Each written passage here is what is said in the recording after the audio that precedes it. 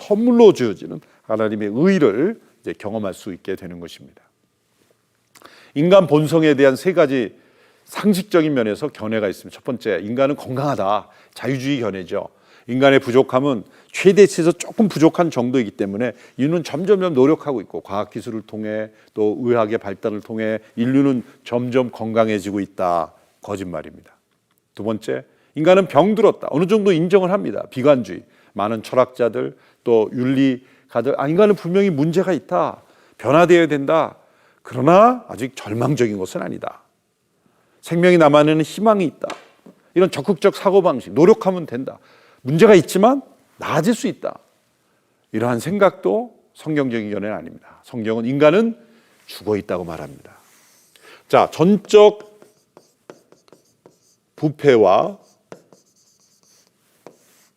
이 인간의 영혼이 죽어 있다는 것과 서로 연결되는 것입니다.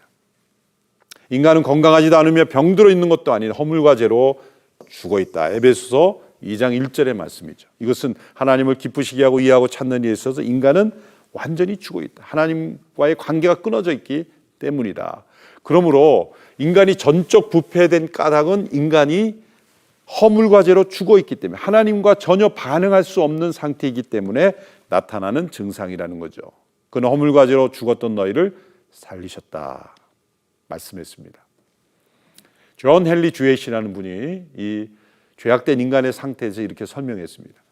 죄는 시각을 손상시켜 맹목적으로 일하게 만들고, 청각을 마비시켜 하나님의 음성을 듣지 못하게 하고, 죄는 미각을 왜곡시켜 단 것을 쓴 것으로 혼돈시키고, 촉각을 마비시켜 과거의 느낌만을 갖게 하고, 영적인 모든 좋은 감각을 막아버리고 지시시킨다. 죄는 무감각을 만들어낸다. 무감각을 만들어낸다. 영혼을 짓밟음으로 고통을 고통으로 느끼지 못하게 만들어 버리는 것이다. 우리의 시각, 청각, 후각, 촉각 모든 것을 다 왜곡시켜 버려서 영적인 감각을 다 잃어버리게 만들어서 하나님을 찾는 감각을 잃어버린 것. 이것이 죽어있는 상태라는 것입니다. 3장 11절 12절에서 깨닫는 자도 없고 하나님을 찾는 자도 없다라는 말씀으로 이어집니다. 이것은 죽어있는 상태이기 때문에 나타나는 증상입니다. 영적인 지각이 없고 하나님을 참되게 이해하거나 그분을 알려고 찾는 사람이 없다라는 말씀입니다.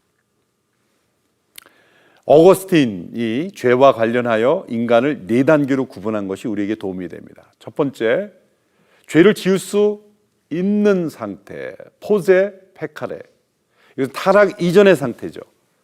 인간은 죄가 없이 지음을 받았지만 죄를 지을 수 있는 가능성을 지니고 있는 상태. 죄는 없지만 죄를 지을 수 있는 가능성이 있는 상태를 의미합니다. 타락 이전의 상태입니다. 두 번째, 타락한 이후의 인간의 상태, 허물과 죄로 죽은 상태는 죄를 짓지 않을래야 짓지 않을 수 없는 상태, 죄를 안 지을 수 없는 상태, non posse non peccare, 죄를 안 지을 수 없는 상태. 그래서 이 죄에 빠진 인간은 심지어 선한 행동을 해도 그 안엔 죄가 있어요.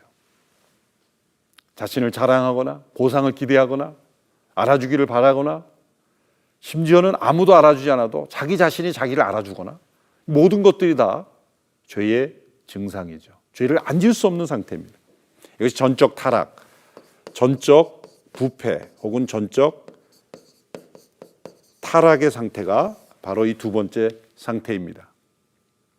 이제 예수 그리스도의 십자가로 구원받은 인간은 이 세 번째 단계에 도달하게 되는데, 죄를 안 지을 수 있는 상태, 포제 난 페카레. 이것은 성령의 능력에 의해서 죄를 짓지 않을 수 있는, 성령의 능력을 의지하면 안 지을 수 있는 상태가 되었다는 거죠. 이것이 구원받은 자의 세 번째 상태입니다. 그러나 죄를 지면 또 지을 수 있죠. 이 상태가 된 것입니다. 세 번째, 죄를 지을 수 없는 상태, non posse peccare. 죄를 지을 수 없어요. 왜? 영화롭게 되었기 때문에.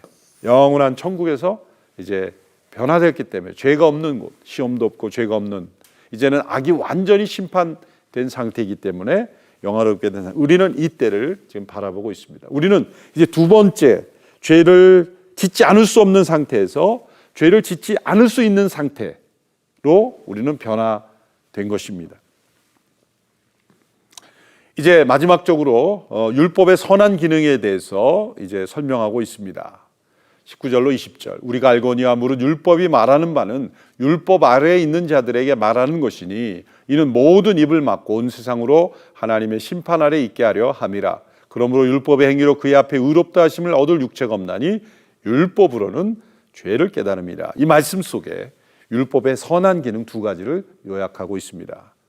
첫 번째, 모든 입을 막고 온 세상으로 하나님의 심판 아래 있게 하려 함입니다. 이것이 율법의 선한 첫 번째 기능입니다.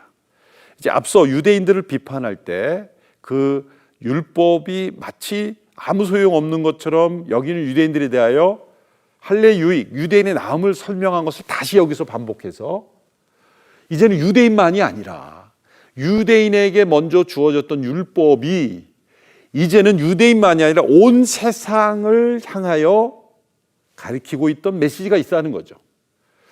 이방인이랄지라도 유대인이 가지고 있던 율법을 펼쳐보면 그것은 온 세상으로 하나님의 심판을 있게 하려 하는 기능이 있다는 겁니다. 그것은 유대인에게만 준 율법이 아니기 때문이다라고 설명하고 있습니다. 두 번째 기능, 의롭게 되는 도구가 아니라 죄를 깨닫게 하는 도구다. 죄를 깨닫게 하는 도구다. 첫 번째 기능은 율법이 아무것도 할 수 없다는 부정적 진술이고, 두 번째 기능은 율법이 하나님의 기준에 미달한 상태를 보여주고 구원의 길로 향하도록 이끌어준다는 긍정적 진술. 의롭게 되는 도구는 아니다. 부정적 진술이고, 두 번째는 긍정적 진술. 죄를 깨닫게 한다. 결국 모든 인간이 죄인이며 온 세상이 다 죄 가운데 있으며, 그리고 하나님의 심판을 피할 수 없으며 하나님의 진노 아래 있기에 인간은 하나님의 의가 필요하다 라는 것을 율법을 통해서도 미리 보여주셨다는 거죠. 율법은 유대인에게만 주시는 하나님의 도구가 아니라 온 인류가 죄를 깨닫게 하고 심판 아래 있다는 걸 깨닫게 되는 겁니다. 후에 이제 로마서 뒷부분의 말씀을 보면 율법이 없다면 죄를 죄로 여기지 않았을 것이기 때문입니다. 하나님의 약속은 무너지지 않았습니다. 인간의 불의함에도 불구하고 하나님의 약속은 이루어졌고, 또 인간이 그 약속을 믿지 않았지만 하나님은 그리스도 안에서 성령의 역사로 신실하게 우리에게 거저 주시는, 선물로 주시는, 또 불의한 자를 의롭다 여기시는 하나님의 의를 나타내는 일에 성공하셨다는 말씀입니다. 오늘 이 말씀을 통해서 모두가 다 죄인일 뿐만 아니라, 전적으로 타락한 죄인일 뿐만 아니라 또한 하나님의 의를 절실하게 이 선물을 받아야만 하는 존재라는 것을 우리가 깊이 깨닫는 이 단락의 공부가 되어야 하겠습니다.